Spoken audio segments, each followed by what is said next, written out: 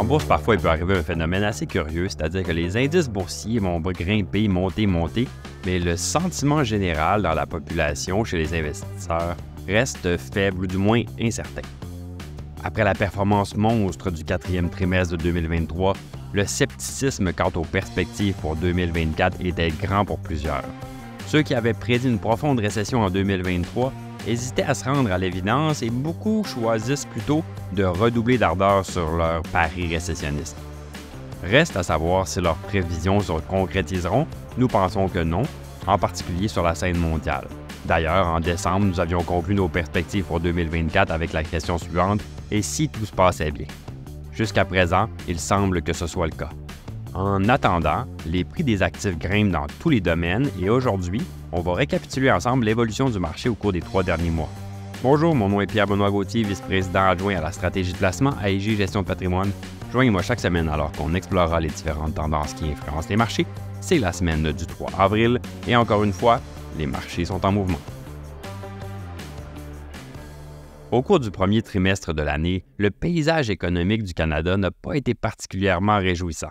Or, il est bien connu que le marché boursier suit souvent son propre cours, quelque peu détaché des tendances économiques plus générales. Au cours d'une période caractérisée par une faible croissance, l'indice S&P/TSX 60 a quand même réussi à enregistrer un gain respectable de 5 %. Ce résultat peut être attribué en grande partie à la vigueur des prix du pétrole. Le Western Canadian Select est passé de environ 52 $ au début de l'année à presque, ou même un petit peu plus que 70 $ pour finir le trimestre. Cependant, tout n'a pas été rose.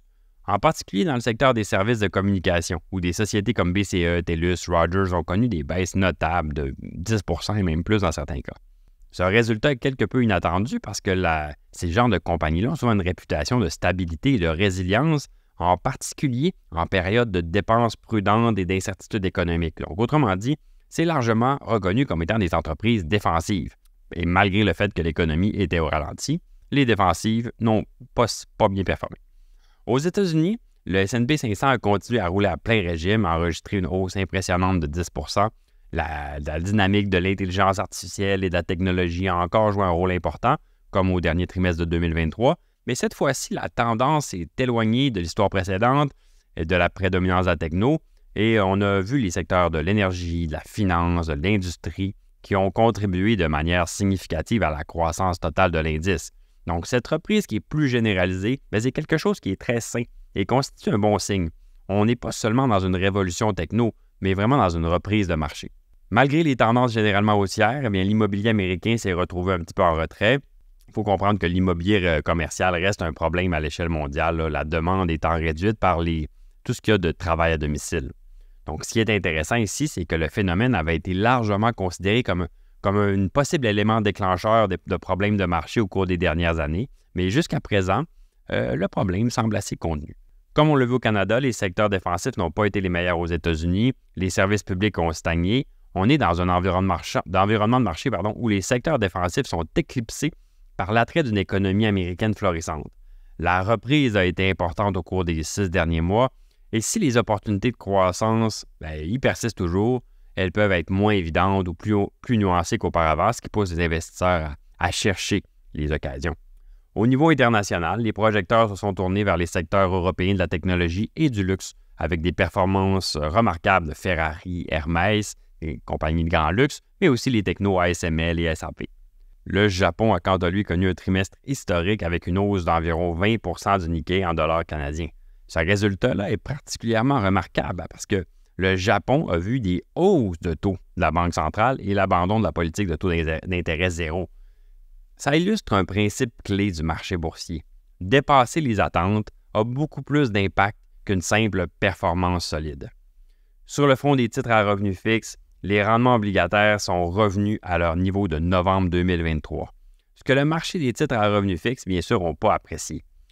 L'obligation générique à 10 ans du gouvernement canadien, par exemple, a perdu près de 3 % de sa valeur au cours du dernier trimestre. Mais cette fois-ci, les marchés boursiers ont semblé indifférents à tout ça. Il y a donc une lueur d'espoir. Cette évolution des prix renforce l'idée que les obligations servent de protection contre la récession. Une corrélation négative observée entre les obligations et les actions au cours du premier trimestre de 2024 suggère que les obligations continuent d'offrir une précieuse capacité défensive face à d'éventuelles baisses des marchés boursiers. J'espère que vous avez apprécié ce balado. Si c'est le cas, n'hésitez pas à le partager à vos collègues et amis et on se dit à la semaine prochaine.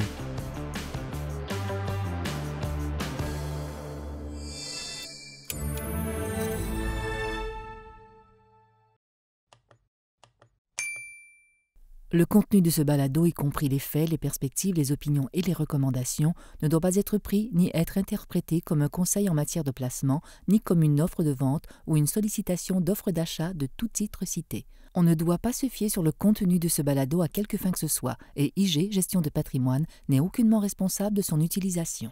Le présent balado renferme des énoncés prospectifs qui décrivent nos attentes actuelles ou nos prédictions pour l'avenir.